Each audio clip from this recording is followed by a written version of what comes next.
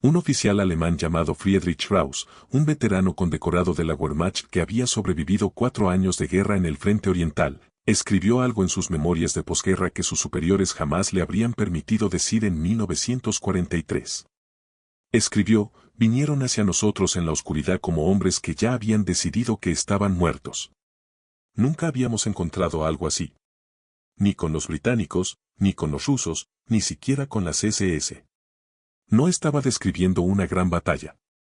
No estaba describiendo Normandía, ni las Ardenas, ni la caída de Berlín. Estaba describiendo una sola acción nocturna en un frente secundario, contra una unidad que la mayor parte de Europa continental apenas conocía. Estaba describiendo al Cuerpo de Marines de Estados Unidos. Durante décadas, la historia de la excelencia militar estadounidense en la Segunda Guerra Mundial se ha contado casi exclusivamente desde el lado americano, a través del lente de Hollywood, a través de las palabras de los generales, a través de los monumentos erigidos en las playas del Pacífico y en las playas de Normandía. Y en ese relato, los marines ocupan un lugar de supremacía obvia, casi mitológica. Iwo Jime, Guadalcanal, la bandera, la leyenda. Pero la mitología, por su propia naturaleza, oscurece el mecanismo. Muestra el resultado sin mostrar la maquinaria que lo produjo.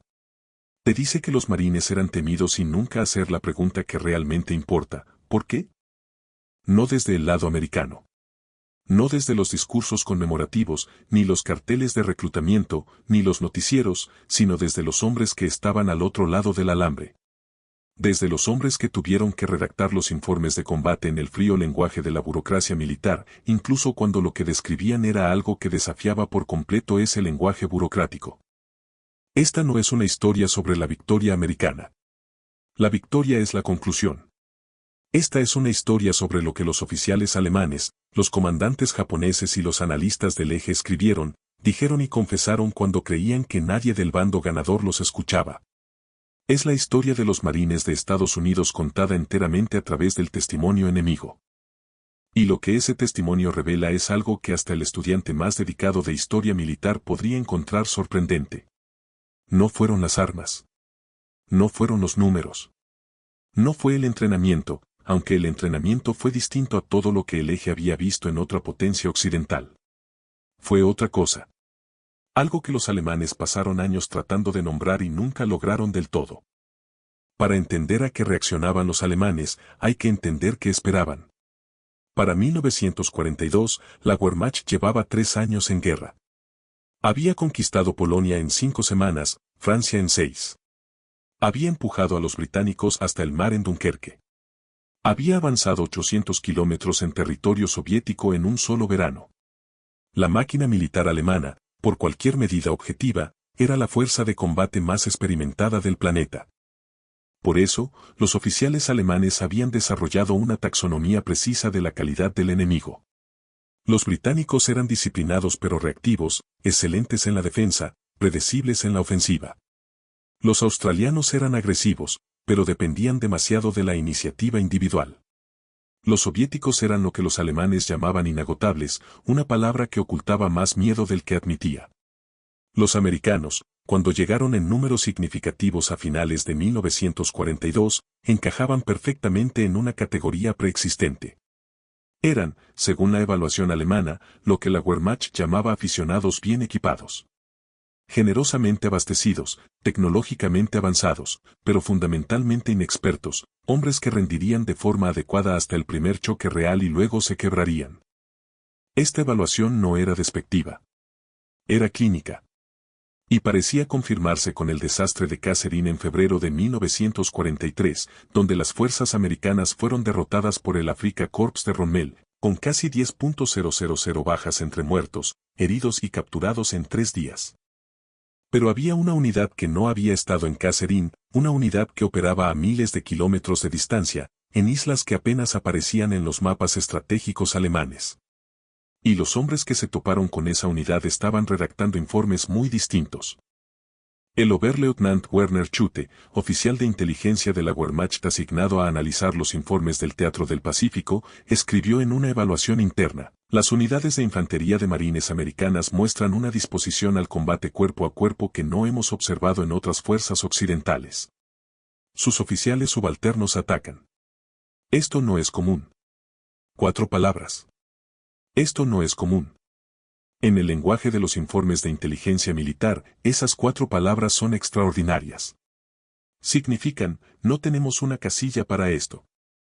La isla de Guadalcanal, en la cadena meridional de la Salomón, no era un lugar que apareciera en ningún cálculo estratégico alemán. Pero los informes que llegaban de oficiales japoneses que habían combatido allí, informes que los agregados militares alemanes en Tokio recopilaban con diligencia profesional, comenzaron a llegar a Berlín en el otoño de 1942. Describían algo que los analistas alemanes al principio asumieron que era exageración japonesa. La primera división de marines había desembarcado en Guadalcanal el 7 de agosto de 1942. Habían asegurado el aeródromo en 2 días. Los japoneses, que superaban en número a los marines en la selva circundante, esperaban que los americanos se atrincheraran, esperaran refuerzos, se comportaran como se comportaba toda fuerza occidental al operar al final de una línea de suministro frágil. En cambio, los marines se internaron en la selva. El sargento mayor Yoshio Tachibana, del ejército imperial japonés, capturado en octubre de 1942 e interrogado por oficiales de inteligencia aliados, dio una declaración que se compartió con los agregados militares alemanes como parte de un intercambio rutinario de inteligencia. Decía, cazan de noche. Nuestros centinelas no oyen nada. Por la mañana encontramos hombres muertos que a medianoche estaban vivos. No los oímos. No los vemos. No son como los demás americanos. El analista alemán que recibió el informe hizo una anotación al margen, verificar mediante fuentes adicionales, esto no corresponde a nuestras propias observaciones sobre la capacidad de la infantería americana. Pasaría los siguientes 2 años actualizando esa nota, porque los informes seguían llegando. Para entender por qué los marines eran distintos, hay que entender para qué fueron construidos. No la mitología, no los eslóganes, sino la realidad estructural de lo que era el Cuerpo de Marines en 1942. El Cuerpo de Marines no era un ejército de masas. Era demasiado pequeño, demasiado selectivo y estaba demasiado enfocado en un tipo particular de soldado como para convertirse en lo que se estaba convirtiendo el ejército regular, una máquina enorme que procesaba a millones de hombres civiles hasta convertirlos en infantería funcional mediante entrenamiento estandarizado.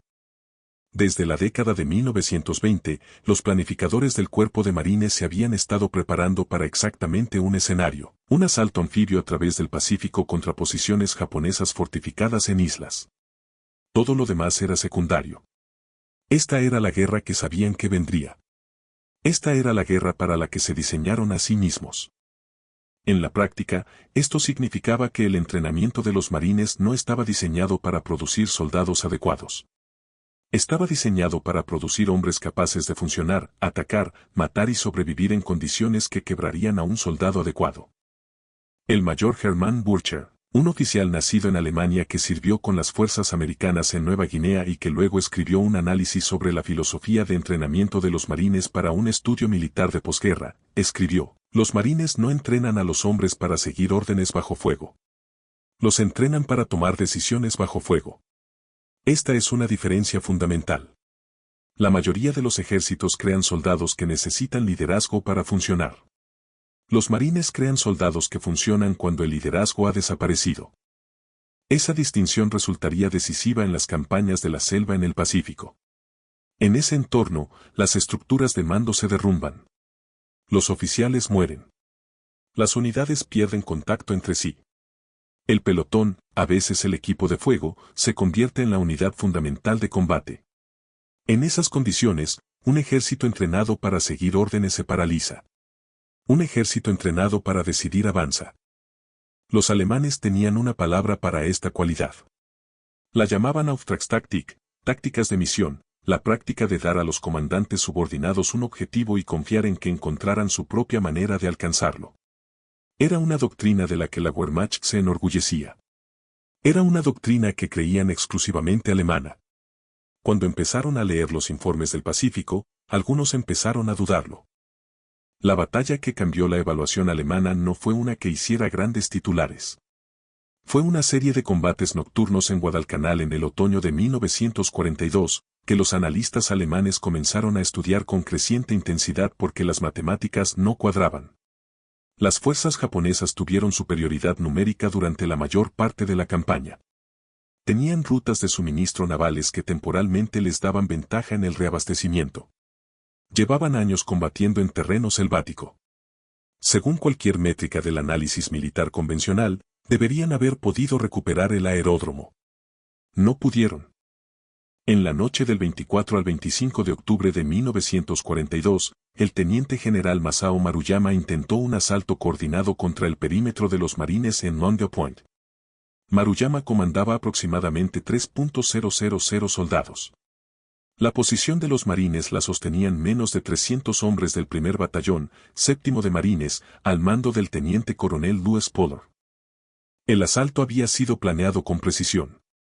La infantería japonesa avanzaría en 3 oleadas bajo la cobertura de la oscuridad. Los Marines, aunque esperaban el ataque, serían aplastados por el peso del número antes de poder emplear sus armas de apoyo. La primera oleada golpeó el alambre de los marines aproximadamente a las 22 horas. Lo que los relatos japoneses describen en las siguientes 4 horas no es una derrota táctica. Es algo distinto, algo más difícil de plasmar en un informe. Los marines no se limitaron a resistir. Pidieron fuego de artillería sobre sí mismos, proyectiles cayendo a pocos metros de su propio alambre, una decisión que exige una composición psicológica específica, la capacidad de calcular que el riesgo de fuego amigo es preferible al riesgo de ser desbordados, y luego hacer esa llamada con calma en pleno asalto. La segunda oleada se estrelló contra el alambre mientras la primera aún moría allí. La tercera oleada vaciló. En el lenguaje del ejército imperial japonés esto era una admisión casi inimaginable.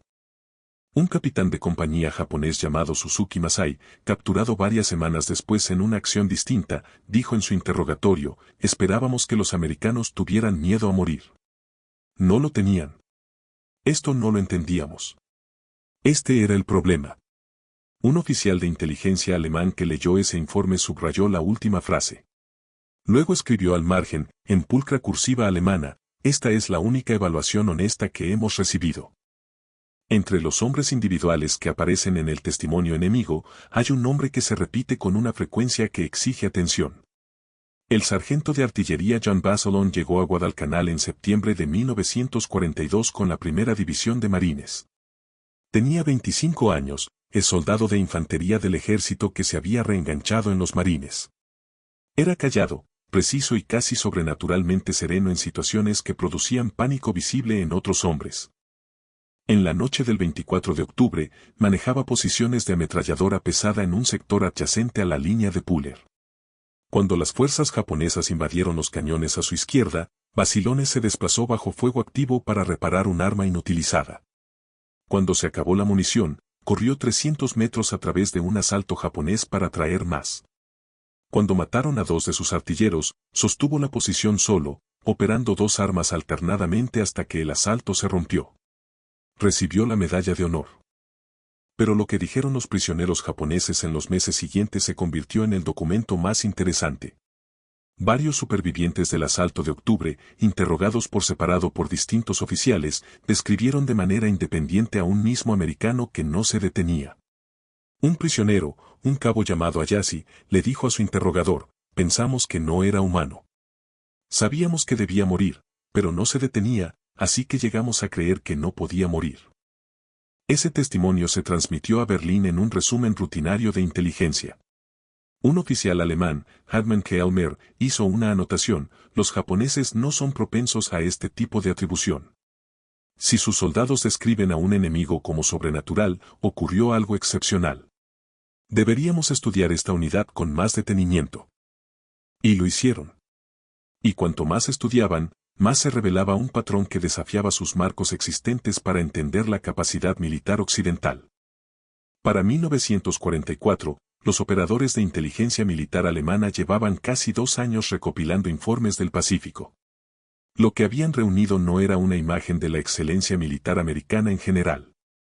Era un retrato específico de una sola institución, una sola cultura, un solo método de fabricar soldados. La Wehrmacht estaba orgullosa de su Kampfgeist, su espíritu de combate.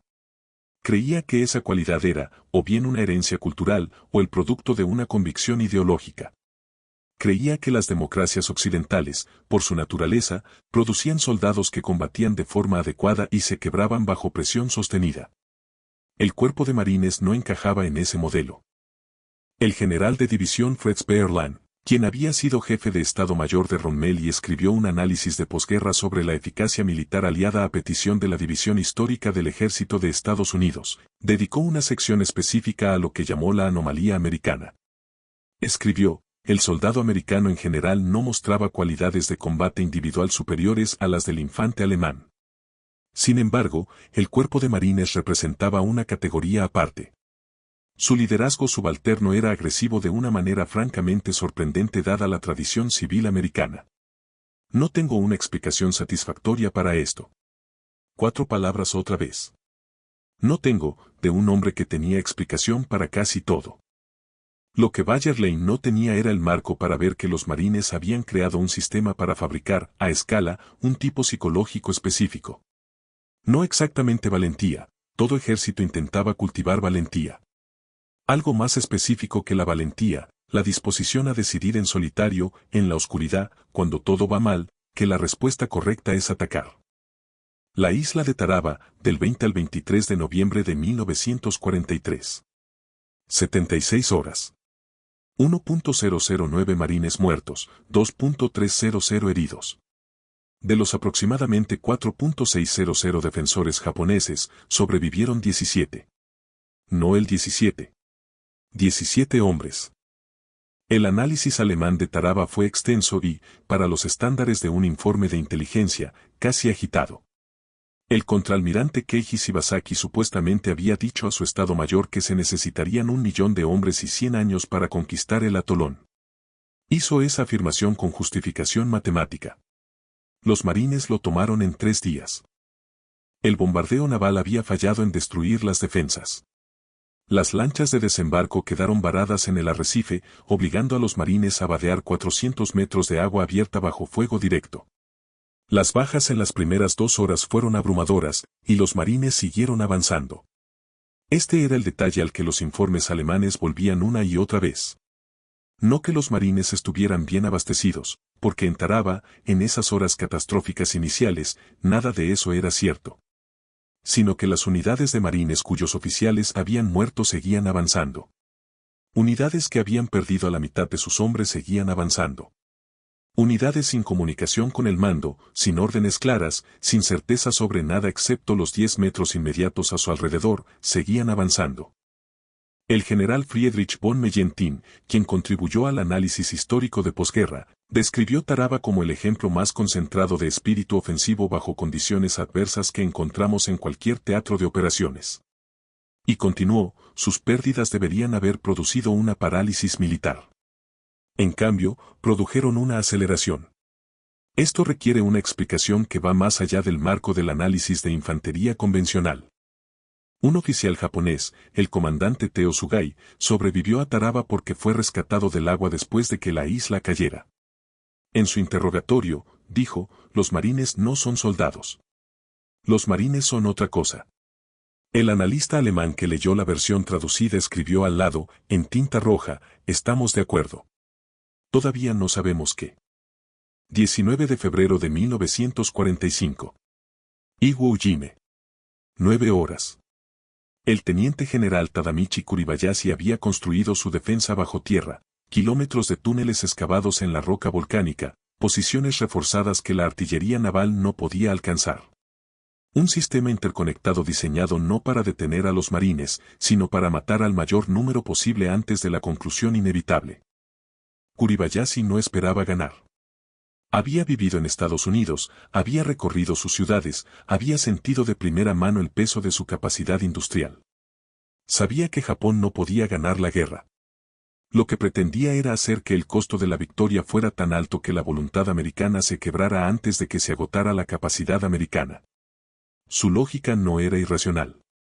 Se basaba en todo precedente del teatro europeo, donde las bajas elevadas habían generado presión política para negociar.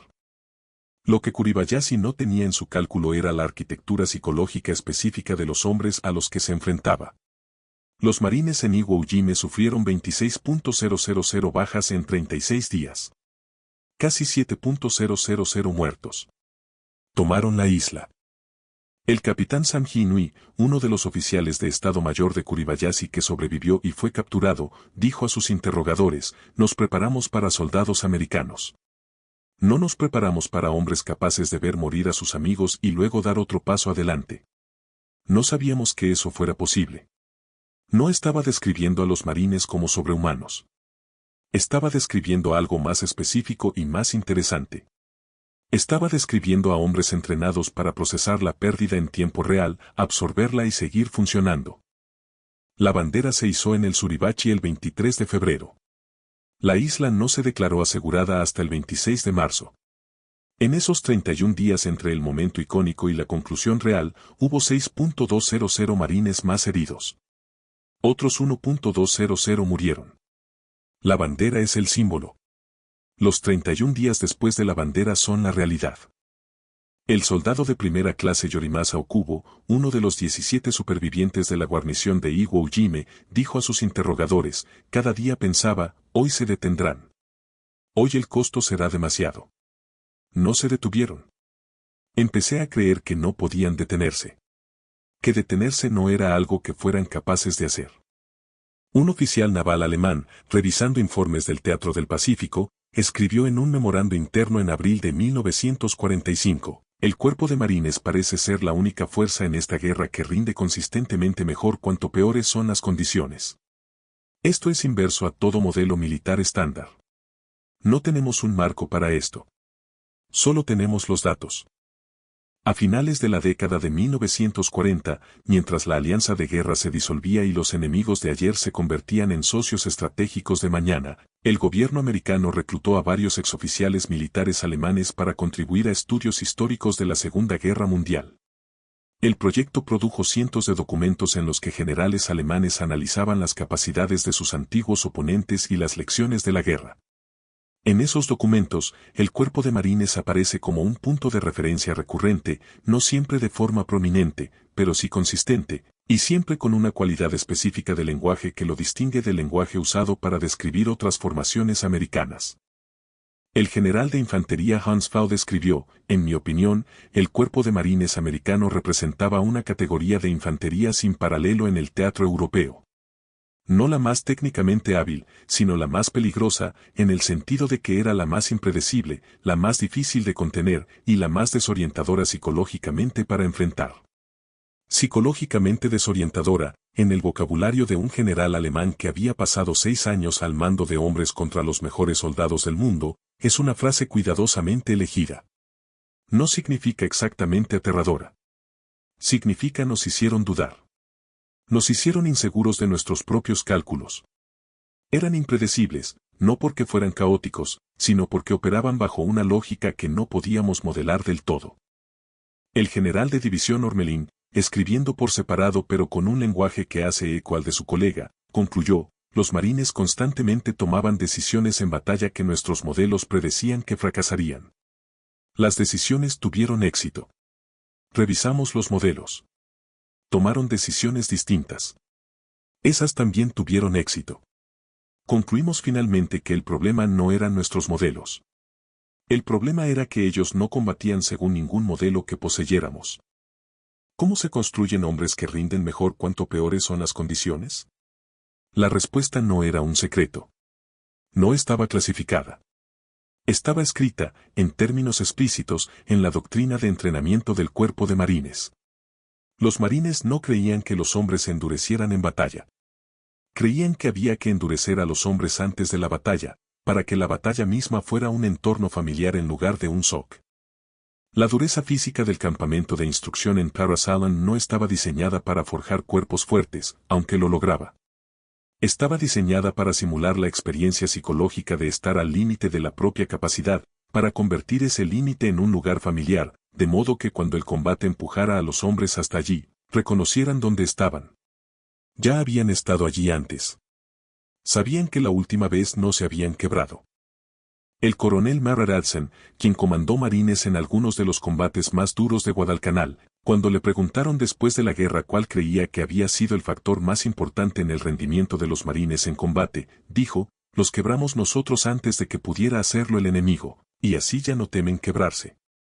Un oficial alemán que leyó una versión traducida de esta cita la marcó con un solo comentario: Clausewitz describió la fricción. Estos hombres la eliminaron. Friedrich Strauss terminó sus memorias en 1955. Vivía en un pequeño pueblo de Baviera, enseñando historia en un gimnasio, un hombre que había comandado ejércitos y ahora les enseñaba a adolescentes sobre las guerras que había sobrevivido. En los márgenes del ejemplar que sobrevivió en poder de su familia, junto al pasaje sobre los hombres que llegaban en la oscuridad, hay una nota manuscrita que al parecer añadió años después de terminar el original. La nota dice: he pensado en esto durante 12 años. Ahora creo que lo describí de forma incorrecta. No habían decidido que ya estaban muertos. Habían decidido que la muerte era aceptable. Hay una diferencia. El hombre que ha decidido que ya está muerto se ha rendido. El hombre que ha decidido que la muerte es aceptable se ha liberado. Estos eran hombres libres.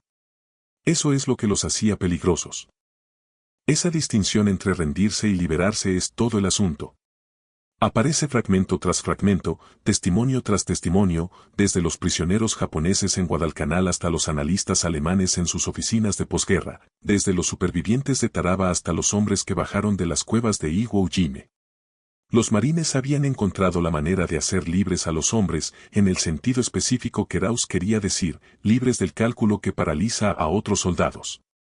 Libres del peso de la supervivencia como objetivo principal.